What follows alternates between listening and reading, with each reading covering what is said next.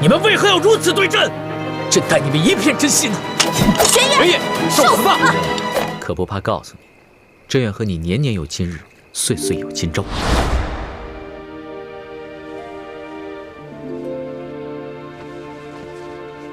此情此景，朕永生难忘。只是不知道还有没有机会，再跟你一起过生辰。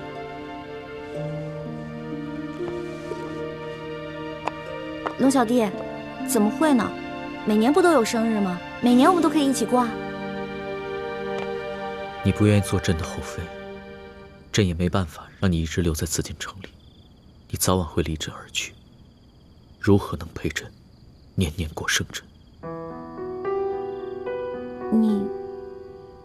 你是在怪我吗？朕不怪你，你生下来就和朕不一样。你是自由的小鸟。这个紫禁城啊，就像一个鸟笼子，把你给困住。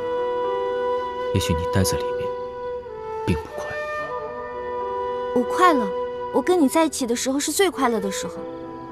龙小弟，你忘了，我的病只有你的龙珠才能治啊！我除非有万不得已的时候，我是不会离开你的。好，朕也想永远把你留在身边，永远，永远，永远。永远那么远，我们还是先珍惜眼下再说吧。是，永远太远了，先珍惜眼下吧。龙小弟，我看你今天好像很疲惫的样子。前些日子为了寻你啊，积压了这么多奏折，朕可能是批阅奏折太久，所以没有休息好。可是我觉得你今天的眼神有点伤感，是不是太皇太后把你叫过去，跟你说什么事儿了？你还说呢？这还不都怪你啊！朕抛下一大堆事情，悄悄地出宫寻你，被太皇太后好一顿说。太皇太后还要把你赶出宫去，朕安抚了大半个下午，才把她安抚好。龙小弟，我错了，是我太任性了，以后再也不这样了。确实是不能这么任性了，再这么任性的话，恐怕连朕也保护不了你。好了，先回去吧，朕还要批阅奏折呢。要是再留在这儿的话，朕又得分心，那恐怕又得熬夜。知道了，那我先走了，龙小弟。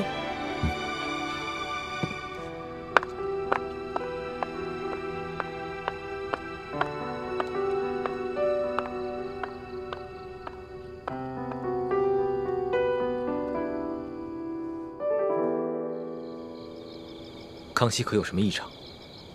没有感觉有什么异常，就是觉得他有点疲惫，精神不振，似乎还有一点不易察觉的伤感。伤感？他说是为了上一次我离宫出走的事情，太皇太后把他叫过去一顿训斥，还逼着他把我赶出皇宫。我现在才知道，太皇太后之所以要把那些宫女还有叔父赶出去，是为了怕伤了皇上的面子，咱们虚惊一场。看来鳌拜的病还没有被治好。等义父和师傅们回到京城，我再和他们商量一下，想办法除掉鳌拜，以绝后患。老大，难道你的出现真的只是朱明联盟设下的一个圈套？你和朕那么多美好的过往，都是假的吗？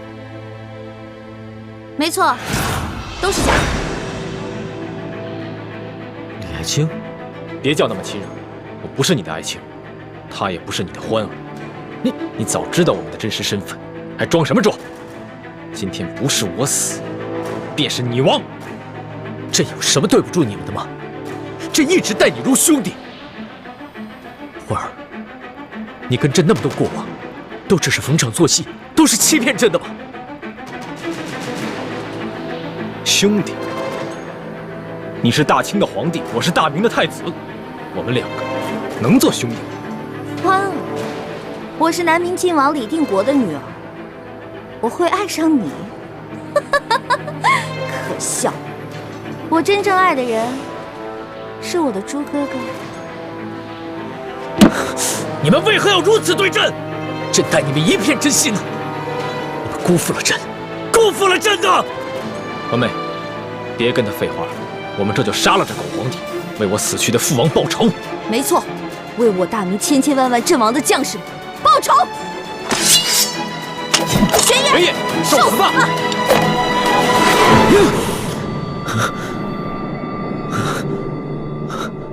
皇上，您是不是一宿没睡了，累着了？真没事。所图到了没？哦，一直在外面候着呢。宣他进来。这，慢着。皇上还有什么吩咐？朕饿了，你亲自去御膳房，取一些朕平时爱吃的小点心来。这。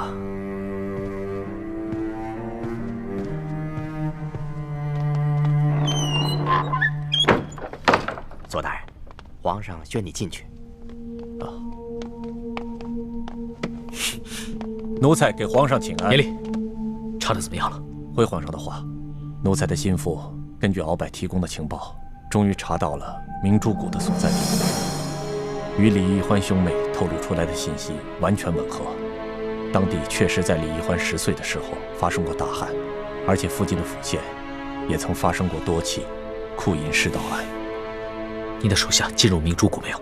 没有，明珠谷只有一处隐秘的入口，那是一条易守难攻、机关重重的密道。奴才怕打草惊蛇，让他们先不要妄动。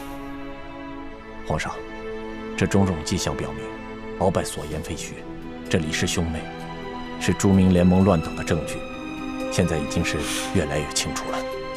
可这些证据死还不足，朕要的是铁证，是铁证，明白吗？奴才明白，皇上。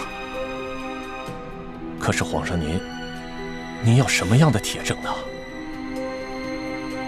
鳌拜不是有一个卧底叫黑狐在明珠谷吗？朕要亲自见见他。奴才这就安排。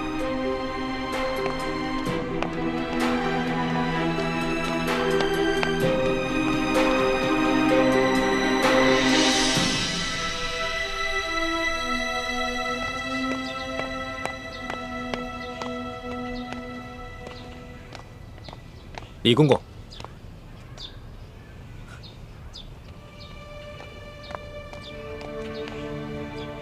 什么事？康熙可有什么异常？皇上现在正在召见索图。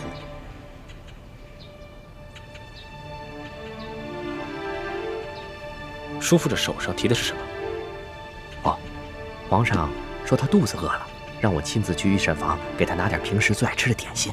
往日康熙若是要传膳，都是吩咐你一声，你让手下的小太监去办就行了。今日为何让你亲自去取？难道是跟索额图在商量什么隐秘之事，故意把你支开？我也觉得好像是皇上故意把我支开的。难道皇上对我也起疑心了？不可能，叔父跟我和奕欢的关系，除了义父，没有外人知道。康熙更不可能知道。皇上平时如果跟机密大臣商量什么军国大事，也会把身边的人支开。说不定他正跟索额图商量什么其他的要事。但愿吧。眼下康熙跟太皇太后没有什么异常，但我们切不可掉以轻心。叔父，你要帮我多留意一点宫里的动向，我正在想办法筹集人手，刺杀鳌拜。建清，我求求你们，还是从紫禁城中撤走吧，太危险了。我都一把岁数的人了，我不想再天天的受惊吓。不行，事情还没有明朗，就这么撤走的话，损失太大了，我没办法向义父还有师傅们交代。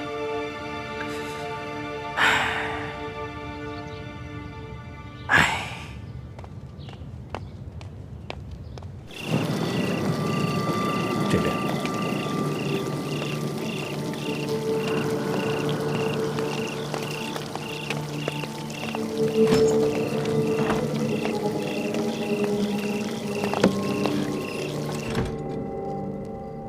你就是黑狐。回皇上，奴才正是黑狐。你既本是八旗子弟，为何只肯效忠于鳌拜，却迟迟不肯主动与朝廷联系？奴才也是迫不得已。鳌拜执政多年，掌握了奴才家族大大小小的把柄，所以奴才不得不受制于鳌拜。这些年来，奴才只能和鳌拜单线联络。自从鳌拜被圈禁之后，奴才也曾想过向朝廷报密，但却迫于鳌拜继位，不敢造次。直到鳌拜此次真心伏法，把奴才等密探献给朝廷，奴才才有幸口见圣言。抬头说话。谢皇上。你把李欢他们二人在明珠谷的情况细细禀报于朕，绝不得有半点隐瞒。这李建清本名朱慈轩，是前明永历帝的最后一个儿子。永历帝的其他几个儿子都在战乱中失散了，下落不明，因此朱慈轩就被李定国那帮前明余孽们奉为了前明最后一个太子。这李义欢是李定国的小女儿，和朱慈轩是同年同月同日生。据说永历帝留下遗诏，为朱慈轩和李义欢从小定了亲，所以李义欢又被这些前明余孽们尊奉为未来的太子妃。他二人从小青梅竹马，一同长大，感情深笃。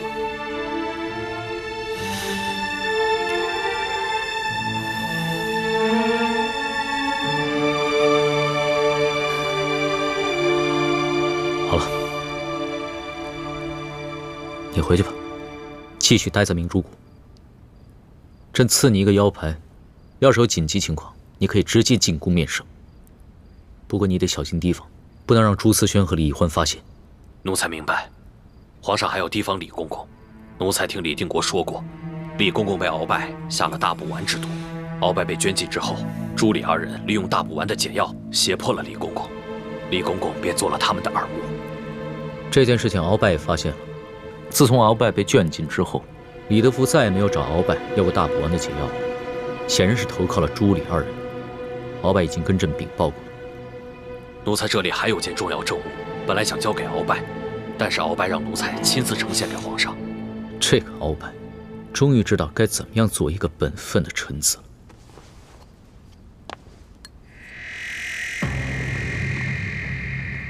皇上，这就是3把金钥匙其中之一，原本是在吴三桂手中。吴应奇护送永历帝的遗物进京途中，被李义欢的师姐樊倩影调了包，钥匙落在朱慈轩手中，所以奴才才有机会又从朱慈轩手中调了包。也就是说，现在吴三桂和李定国手里的金钥匙都是假的。这把金钥匙才是吴三桂绞杀永历帝后，从永历帝身上得到的赠品。好，你做得很好。待朕剿灭乱党之后，必将重重赏你。奴才谢主隆恩，奴才不便在此久留，奴才告退。去吧。谢皇上。